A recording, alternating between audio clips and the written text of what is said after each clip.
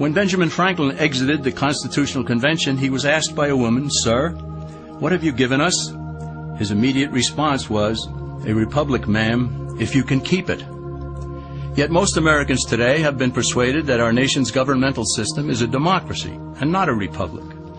The difference between these two is essential in understanding Americanism and the American system. Before we discuss political systems, however, it's helpful to address the confusion that has been spread about the political spectrum.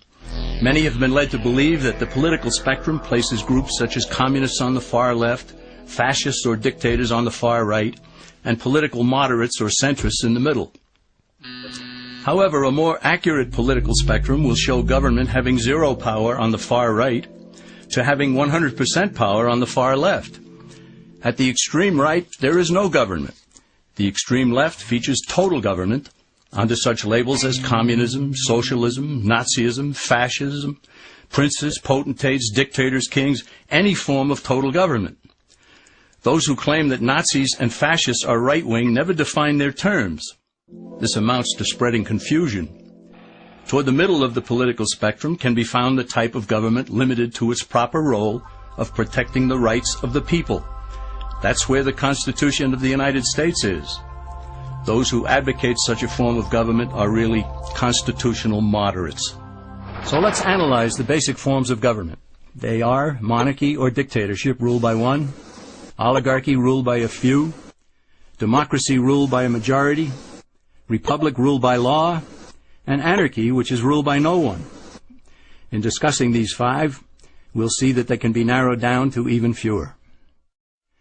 Looking first at monarchy or dictatorship, this form of government doesn't really exist in the practical sense. It's always a group that puts one of its members up front.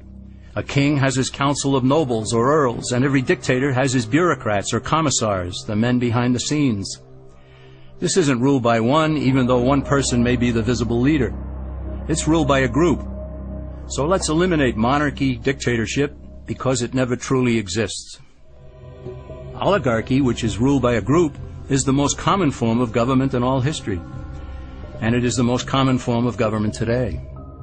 Most of the nations of the world are ruled by a powerful few, and therefore oligarchy remains.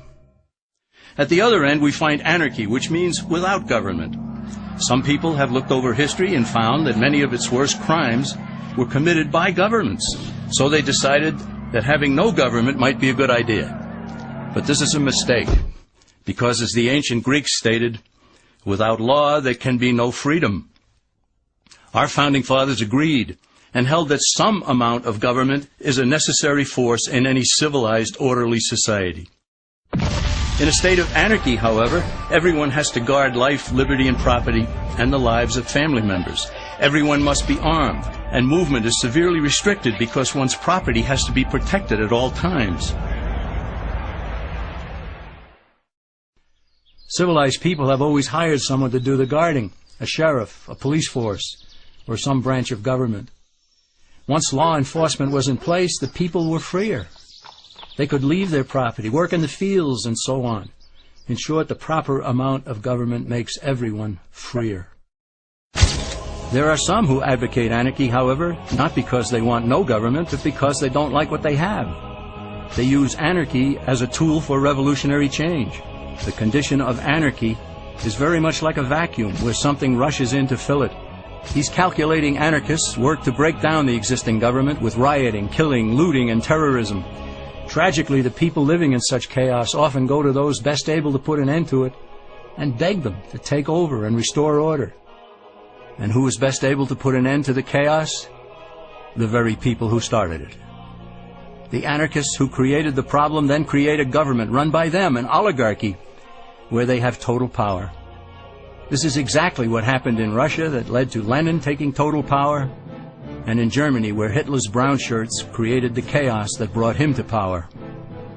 But anarchy isn't a stable form of government. It's a quick transition from something that exists to something desired by the power-hungry. It's a temporary condition, and because it isn't permanent, we eliminate it as well.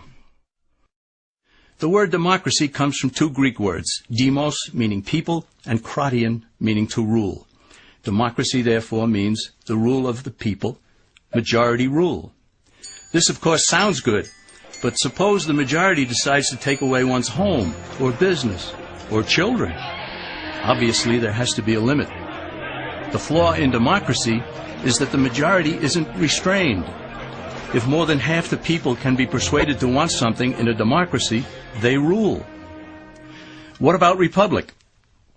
Well, that comes from the Latin, res meaning thing, and publica meaning public. It means the public thing, the law. A true republic is one where the government is limited by law, leaving the people alone. America's founders had a clean slate to write on. They could have set up an oligarchy. In fact, there were some who wanted George Washington to be their king. But the Founding Fathers knew history, and they chose to give us the rule of law in a republic, not the rule of a majority in a democracy. Why? Let's demonstrate the difference in the setting of the Old West. Consider a lynch mob in a democracy. 35 horseback riders chase one lone gunman. They catch him, and they vote 35-1 to hang him. Democracy has triumphed, and there's one less gunman to contend with. Now consider the same scenario in a republic. The 35 horseback riders catch the gunman and vote 35-1 to hang him, but the sheriff arrives, and he says, "You can't kill him. He's got his right to a fair trial." So they take the gunman back to town. A jury of his peers is selected, and they hear the evidence and the defense, and they decide if he shall hang. Does the jury even decide by majority rule? No, it has to be unanimous, or he goes free. The rights of the government aren't subject to majority rule, but to the law. This is the essence of a republic. Many Americans would be surprised to learn that the word democracy does not appear in the Declaration of Independence or the U.S. Constitution, nor does it appear in any of the constitutions of the 50 states. The founders did everything they could to keep us from having a democracy. James Madison, rightly known as the father of the Constitution, wrote in essay number 10 of the Federalist Papers, "Democracies have ever been spectacles of turbulence and contention, have ever been found incompatible with personal security or the rights of property, and have in general been as short in their lives as they have been violent in their deaths." Alexander Hamilton agreed, and he stated, "We are a republican government. Real liberty is never found in despotism or in the extremes of democracy."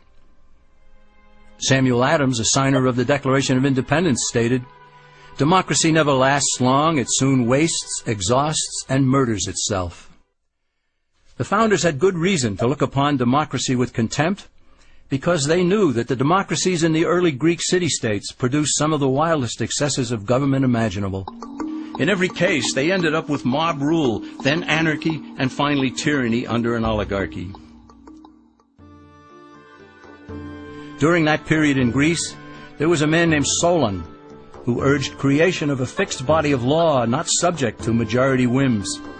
But where the Greeks never adopted Solon's wise counsel, the Romans did.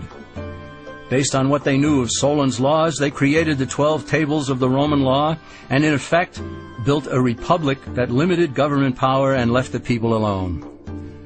Since government was limited, the people were free to produce, with the understanding that they could keep the fruits of their labor.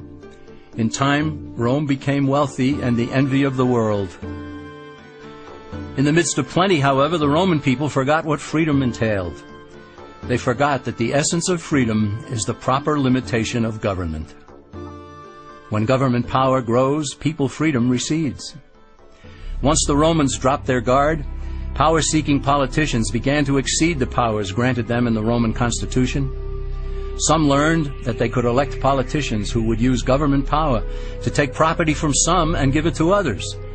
Agriculture subsidies were introduced, followed by housing and welfare programs. Inevitably, taxes rose and controls over the private sector were imposed. Soon, a number of Rome's producers could no longer make ends meet, and they went on the dole. Productivity declined, shortages developed, and mobs began roaming the streets, demanding bread and circuses from the government. Many were induced to trade freedom for security. Eventually, the whole system came crashing down. They went from a republic to a democracy, and ended up with an oligarchy under a progression of the Caesars.